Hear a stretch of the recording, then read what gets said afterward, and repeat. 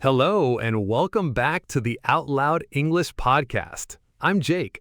And I'm Mia. We are so happy you're here for day 4 of our 5-day real-life English challenge. That's right. Today's topic is all about English for social situations. We're going to give you simple, useful social English phrases that you can use right away.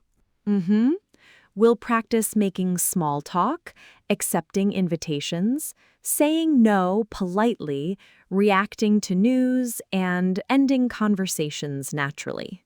Exactly. Today, we're practicing English for those moments when you want to sound friendly, but your brain suddenly forgets every word you know.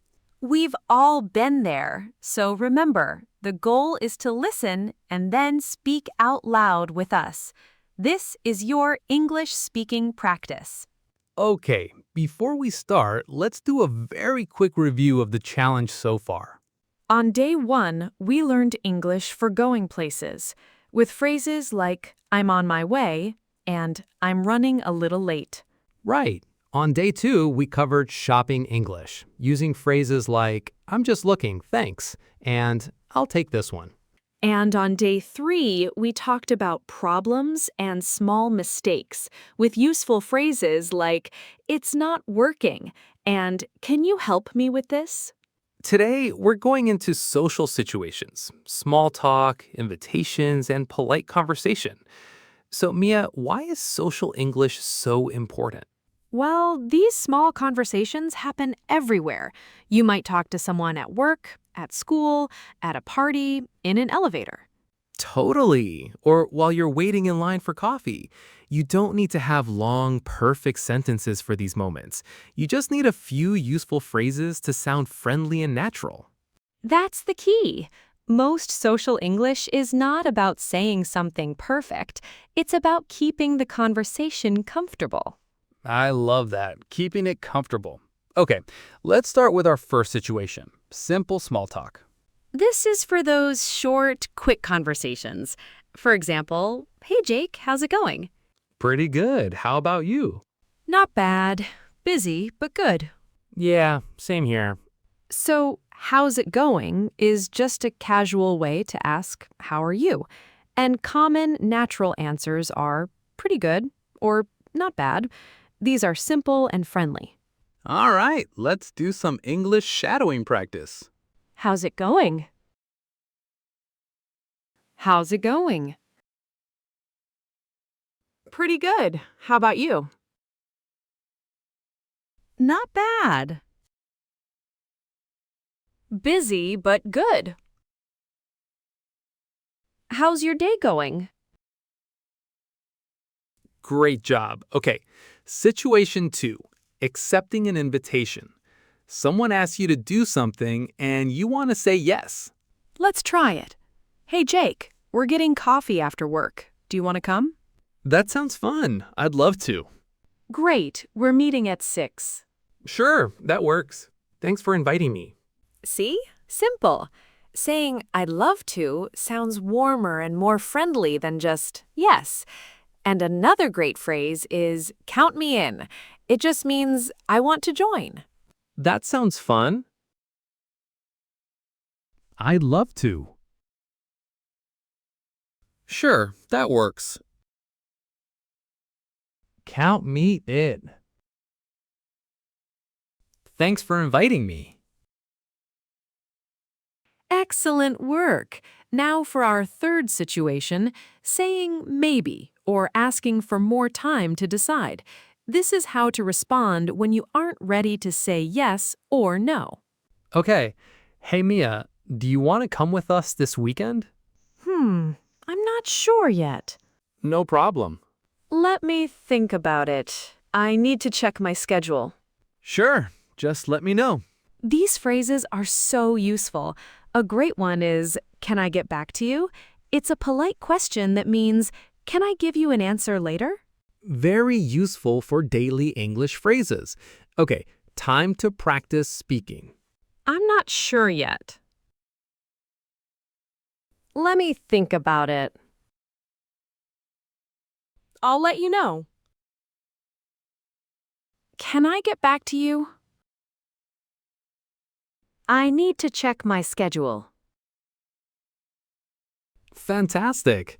Okay, so we know how to say yes and maybe, but what about saying no? Let's learn how to say no politely in English. This is an important one. Let's hear it. Jake, do you want to come to dinner tonight? I wish I could, but I already have plans. No worries. Thanks for inviting me. Maybe next time. Of course. So, I can't make it is a simple, common way to say you cannot come. And I wish I could is a very friendly and soft way to say no. It shows you feel bad that you can't join. And adding maybe next time is a great way to keep the connection friendly. Right, let's practice. Say them out loud. I can't make it. Maybe next time. Thanks for inviting me. I already have plans. I wish I could. You're doing great. Our next situation is about reacting to news. What do you say when someone shares good news or bad news? This is so important for showing that you are listening and that you care. Let's do a good news example first. Mia, I got a new job. That's great to hear. Congratulations. Thanks. I'm really excited. I'm happy for you. Perfect. Now for some difficult news. My week has been really stressful. Oh, I'm sorry to hear that. Yeah, it's been a lot. That sounds hard. I hope things get better soon. That's great to hear. I'm happy for you. Congratulations. Now for difficult news. I'm sorry to hear that. That sounds hard. I hope things get better soon.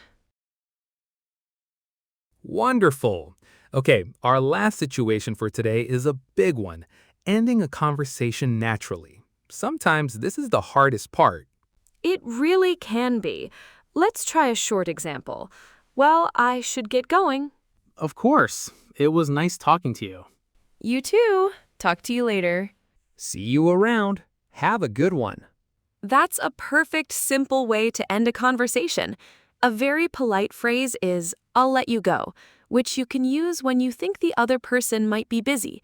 And have a good one is just a casual, friendly way to say, have a good day. Time for our last shadowing practice. It was nice talking to you. I'll let you go. I should get going. Talk to you later. See you around. Have a good one. Amazing! Now let's put some of these real English phrases together in one full social conversation. Listen to how they flow. Hey, Mia, how's it going? Pretty good. How about you? Not bad. Busy, but good. Hey, do you want to get coffee this weekend? That sounds fun, but I'm not sure yet. No problem. I need to check my schedule. Can I get back to you? Of course. Thanks for inviting me, by the way. Sure. Well, I should get going. Okay. It was nice talking to you. You too. Talk to you later. See that? We just had a complete real-life social conversation using the phrases you practiced today. It was simple, polite, and comfortable. How's it going? That sounds fun. Let me think about it. That's great to hear. It was nice talking to you. Okay, are you ready? Let's begin. Ready? Start with some small talk. Great. Now respond to an invitation. Good. Now ask for time to decide. Okay, now to react to some news. And finally, end the conversation politely. Now, let's try to put all 5 of your sentences together. Say them all now.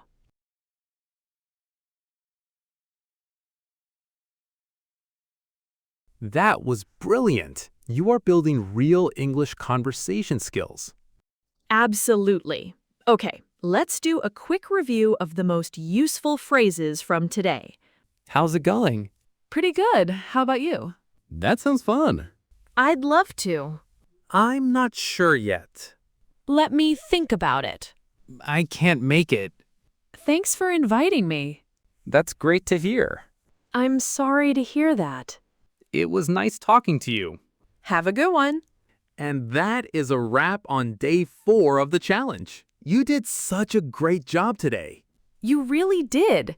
You practiced real English for small talk, invitations, saying no politely, reacting to news, and ending conversations.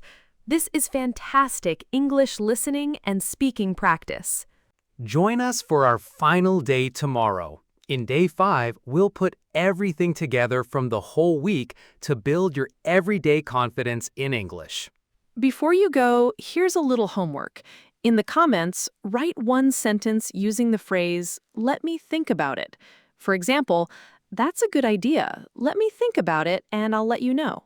We can't wait to see your sentences. And if you enjoyed this, please subscribe so you don't miss the rest of our 5-day real-life English challenge. Thanks for listening. Talk to you later.